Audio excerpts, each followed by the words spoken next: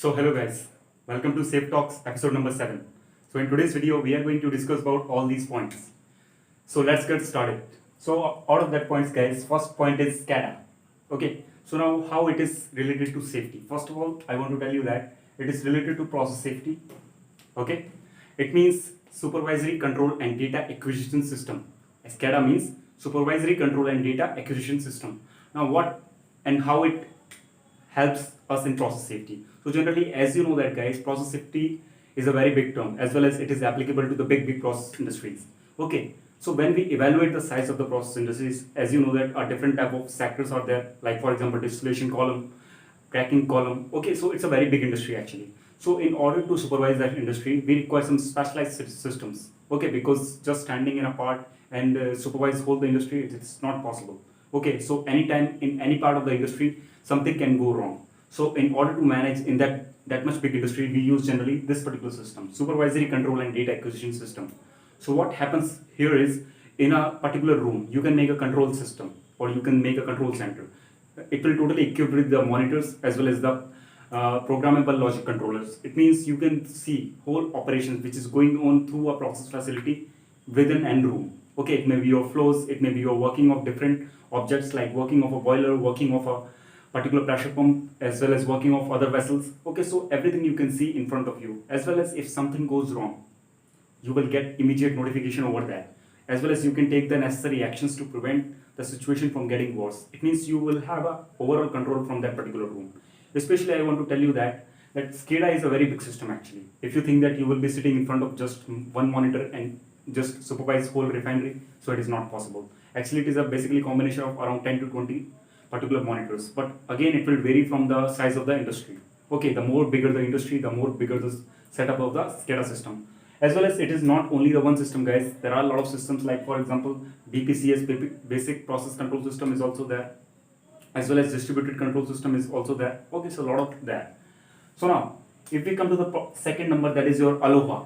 Now what is the meaning of ALOHA? ALOHA means aerial location of hazardous atmospheres. So basically it's a software. Okay, it is one of the software from Cameo software suite. Cameo.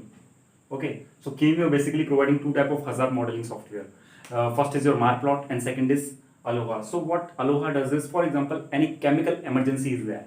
Okay, for example, if you are working in a process industry or if you are working in a chemical warehouse where there is a potential of release.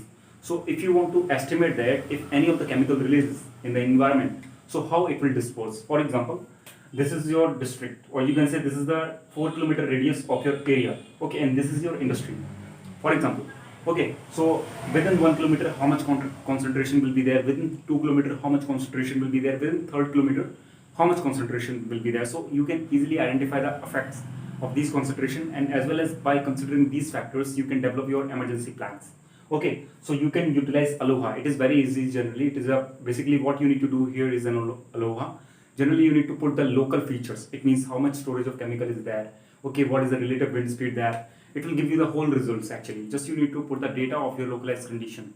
Okay, as well as you can use the MATPLOT also. MATPLOT is basically you can say advanced one of that. In that you can use additional buildings. For example, within that 4 kilometers, generally ALOHA will not show any sort of buildings. Okay, but if you have a lot of buildings over there in your area, then you can add in MARPLOT also.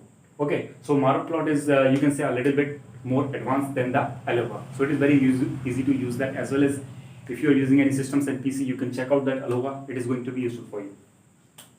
Third is IAAS, International Association for Advancement in Space Safety. So again, it is related to space safety. So when we are talking about IAAS means it's a non-profit organization basically. Okay, and what it does is basically, as you know that the space race is now going on. It means a lot of countries are trying to build space project and trying to go to other planets. So at that time we need to give the foremost priority to the safety of the astronauts. Okay, as well as you know that when we talk about the safety in the space, so at that time personal safety, process safety is apart from that, but the functional and system safety will be at the top priority. Okay, so that particular organization makes the cooperation between different countries, those who are in the space race, as well as develop the space safety systems, as well as work on the space safety systems. Okay, whatever the research is going on, you can find out that. You can visit to their website also for more information. International Association for Advancement of Space Safety. Okay, that is the name. So again, it's a very interesting organization. As well as if you want more information, You can comment over there, as well as you can visit to NASA website. Actually, they also have a lot of data with regards to space safety, with their regards to previous missions, and if any missions fails, means what are the system safety failures was available there. Everything they have, you can check out that. Second is your DM.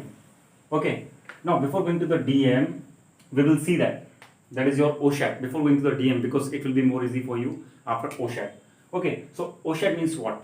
Abu Dhabi Occupational Safety and Health Center. So as I told you, in Abu Dhabi there is a separate qualification framework they already developed, because it is moving very fast nowadays. Okay, so basically what happens in OSHAT, generally they have considered the safety professional into two main types. First is your practitioners, those who are going to work, as well as the auditors. Okay, now what you can do here is, see, for OSHAT, generally if you want to work in Abu Dhabi, okay, at that time you will be having two options. First of all, go there as well as register yourself. In generally Abu Dhabi, there are three grades of practitioner: practitioner 1, practitioner 2, and practitioner 3 will be there. Okay, so depend upon your experience, depend upon your knowledge, they will classify you. So the more better the grade, the more better salary you will get. It means if you are a grade 1 practitioner, so you should have at least 10 plus years of experience. There is a separate criteria. We will cover that as soon as possible in our channel. Okay, so OSHAT, if you are interested to work in Abu Dhabi, then you can check out that they have classified the auditors as well as safety practitioners into three major types. Okay, as well as their qualification, how much experience they need, all the information is given to their document also, so you can check out that for more information. Now guys, the last topic is regarding DM. Now what is the meaning of DM? It is dispersion modeling. Okay, so pretty much it is similar to the Aloha. Okay, Aloha is a hazard modeling software, it is a dispersion modeling. So what happens is, as you know that if something releases from a process plant, so how it is going to move, and what is the basically effect of the nearby objects or structures. For example, this is one of the, you can say, pressure vessel.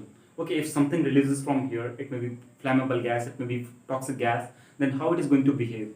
Will it move like a plume or will it move like a puff? Okay, so everything you can identify from that. Basically it solves a mathematical equation.